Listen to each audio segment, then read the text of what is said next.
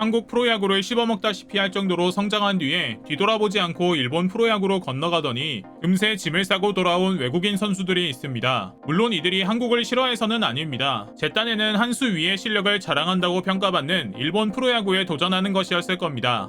당연히 연봉도 높은 수준으로 뛰어올랐고요. 그러나 결과는 처참했습니다. 그런데 이들의 실패기가 단순 실력 차이를 극복하지 못해서는 아니라고 합니다. 자신들과 다른 외국인 선수들에 대한 차별, 더 이상 기회조차 주지 않는 냉혹한 편견 등이 괜찮은 선수들마저 나락으로 떨어뜨리는 그 나라의 구단 문화 때문이라고 하는데요. 일면 이해는 갑니다. 한국의 붙박이로 살며 애 둘 낳고 편안하게 살아가는 수많은 에이스 외국인 선수들은 메이저리그와 일본에서 러브콜이 오더라도 쉽게 움직이지 않곤 합니다. 다 이유가 있는 것이고요. 오늘은 한국에서 MVP까지 오를 정도로 많은 사랑을 받았던 멜 로하스 주니어와 다승왕 출신 라울 알칸타라가 일본 한신 타이거즈에서 방출된 뒤에 일어나고 있는 일에 대해 소개해드리려고 합니다. 잠시 저희 광화문 브리핑 구독 설정도 부탁드려요.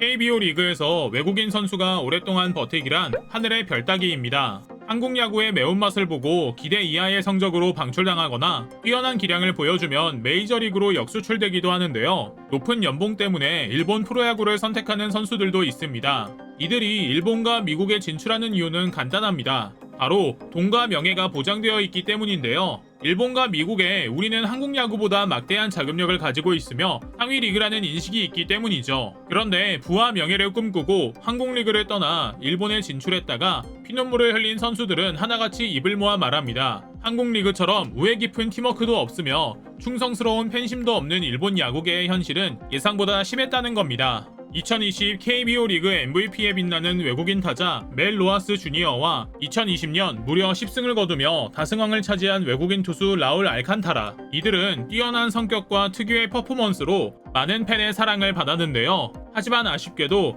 해외 구단들의 러브콜을 받고 한국 땅을 떠나게 되었습니다. 특히 멜 로하스는 KT가 KBO 역대 외국인 타자 최고 수준에 따르는 금액을 제시했지만 안타깝게도 계약은 이루어지지 않았는데요. 알칸타라 역시 멜 로하스와 같은 한신으로 떠나게 되었습니다. 당시 한신은 2020년 KBO 리그 최우수 선수 멜 로하스 주니어와 다승왕 알칸타라를 모두 영입한 셈이죠. 앞서 말씀드린 것처럼 일본 리그는 KBO보다 앞선 자금력을 보유하고 있어 메이저리그에 진출하기엔 애매한 선수들은 더욱 많은 연봉을 받기 위해 일본으로 건너가는 경우가 많습니다. 로하스와 알칸타라도 역시 마찬가지였죠. 일본 한신에서는 한국에서 폭발적인 기량을 펼친 둘에게 기대가 컸을 텐데요. 아니나 다를까 갑자기 이 둘에게 불운의 기운이 찾아옵니다. 영원할 것만 같았던 그들의 활약에 문제가 생긴 것이죠. 우선 시작부터 삐걱댔습니다. 팬데믹으로 국경을 봉쇄한 일본은 대부분의 사회 시스템을 걸어 잠갔습니다. 한신 타이거즈 역시 거금을 들여 이들을 영입했음에도 불구하고 함께 스프링 캠프를 진행할 수 없게 됐던 겁니다.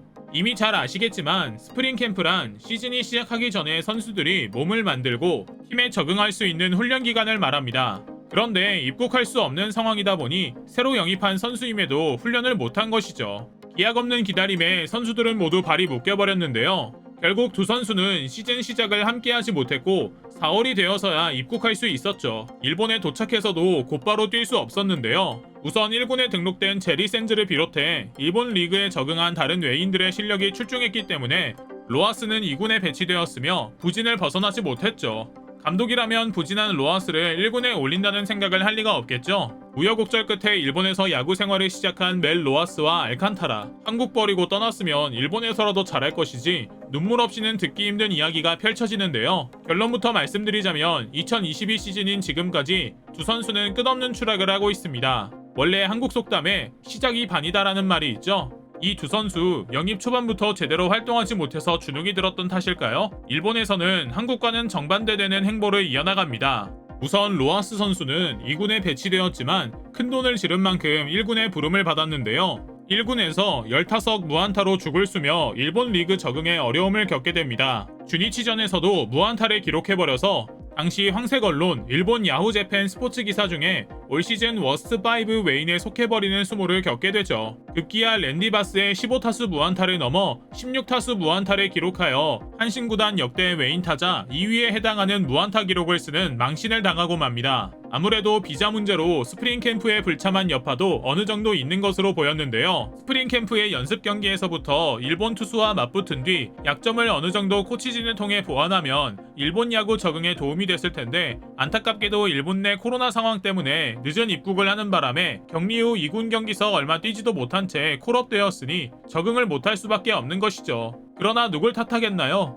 일본을 선택한 본인을 자책하는 수밖에요. 2022 시즌에도 별로 달라진 건 없었습니다. 시범 경기에서도 부진하게 출발했고 시즌 초도 부진이 계속되고 있는데요. 10경기를 넘긴 시점일 때 2할 초반의 타율에 홈런은 고작 하나뿐이었답니다. 다행히 최근 시즌 3호 3런 홈런을 쳐서 한국 실력이 돌아오나 싶었는데 바로 다음날부터 거짓말같이 7타석 무안타의 수렁에 빠져버렸는데요. 최근 경기에서는 자꾸 삼진을 당하며 공격맥을 끊어버리자 열받은 한신 야노 감독이 2군행을 통보한 뒤 저럴 바에야 유망주에게 기회 주는 게 낫다. 한동안 1군 콜업은 없을 것이라며 못 박는 바람에 내내 방출 위기에 놓여있던 차였죠. 결국 데뷔 21연 타석 무안타로 허덕였고 한신 역대 외국인 최장기간 무안타 불명의 기록을 내고 말았고요. 안타깝게도 올해도 마찬가지였습니다.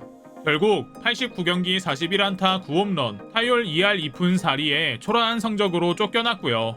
사실 로하스 선수는 한국에서는 마음이 편해서 그랬는지 기량도 좋고 인성 좋은 선수로도 유명했습니다. 특히 팬 서비스가 좋았고요. 우천 취소가 된 날 경기 없이 퇴근하는 선수들을 구경하는 팬들의 사진 촬영과 사인 요청을 모두 받아주고 퇴근하곤 했죠. 심지어 본인의 자가용에 탑승하고 문을 닫으려는 찰나에 한 초등학생 팬이 사인 요청을 한 것도 귀찮은 기색 없이 오라고 손짓하며 사인을 해주고 사진까지 찍어주고 간 착한 선수였습니다. 알칸타라 역시 상황은 다르지 않습니다. 한신은 젊은 나이에 완성형, 성장형 선수라는 점에서 그에게 거는 기대가 컸는데요. 그러나 시작부터 부진을 면치 못했습니다. 그러나 포기하지 않는 알칸타라는 2022 시즌 재기를 꿈꾸며 선발에 재도전했죠. 불펜 투수로는 한계가 있다며 선발로 전환을 꿈꿨는데요. 안타깝게도 그 바람은 이뤄지지 않았습니다. 심지어 2군으로 강등되는 수모까지 겪었죠. 2군에서도 3경기서 평균 자책점 6.00을 기록했을 정도로 인정을 받지 못한 상황이죠. 1군에 콜업되기도 했지만 결국 39경기 1승 3패, 1세이브 17홀드, 평균 자책점 4.70으로 부진해 방출되고 말았습니다. 알칸타라는 다행히 친정팀 두산의 전화를 받았습니다. 감독도 새로 부임한 만큼 그를 반드시 잡겠다는 의지를 보이기도 했는데요. 그의 피칭 디자인을 잘 알고 있기 때문에 그를 정확하게 쓸 줄 알고 있을 것이라는 것이 이유였죠. 다만 로하스는 아직 소식이 없다고 합니다. 참 안타까운 일입니다. 물론 프로는 결국 실력입니다. 그러나 이 선수들이 KBO에나 맞는 수준이어서는 아닙니다. 분명 주변 환경에 큰 영향을 받았기 때문입니다. 삼성 뷰캐넌이 일본 야구계의 답답한 규칙과 엄격한 조직 문화 때문에 숨이 막혀 제 기량을 못 펼쳤던 이야기를 해드린 적이 있는데요. 아마 두 선수도 한국의 자유로운 분위기와 행복한 선수 생활에서 벗어나 일본의 삭막한 환경에 적응하려다 보니 이런 사태가 발생한 게 아닐까요? 어디서 어떤 선수 생활을 하더라도 일본에서의 나쁜 기억을 잊고 한국에서처럼 행복야구 이어갈 수 있길 기원하며 오늘 영상 마치겠습니다. 광화문 브리핑 구독, 좋아요 부탁드리고요. 시청해주셔서 감사합니다.